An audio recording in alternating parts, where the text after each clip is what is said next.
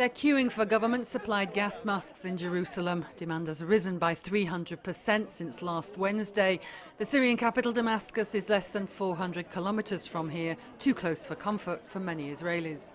It is very terrifying, and I just really pray that I'm never going to really need to use it. Assad is with his back to the wall, and he may use chemical weapons against Israeli citizens as a last act of defiance, since he's going to face the death penalty whichever way it goes. But the message from Israeli Prime Minister Benjamin Netanyahu, who met his security cabinet for the third time in 2 days, is to not panic.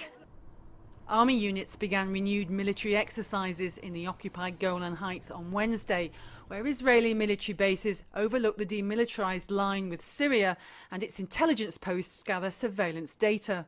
Reports suggest that the Israeli Army's 8200 unit has provided the main proof that the Assad military was behind a suspected chemical attack in Damascus last week.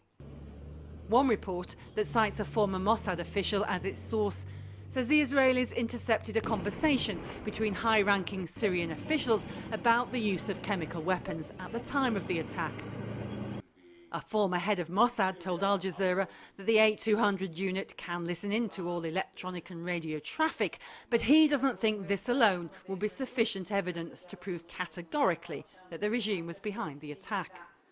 They intercept calls, they intercept discussions, and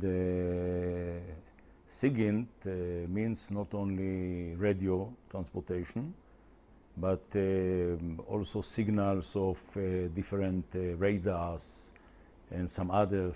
But usually, in order to make sure that we have the right intelligence picture, we need to have more than one source.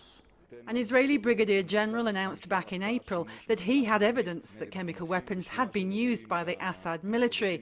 Danny Yatom thinks this was ignored by the US and the European Union. They knew, they had the same information that we had, but they decided to neglect it. Security analysts are talking down the importance of Israel's military intelligence.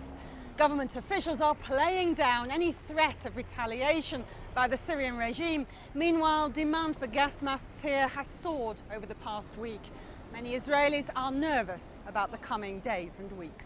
Childeren, Al Jazeera, Jerusalem.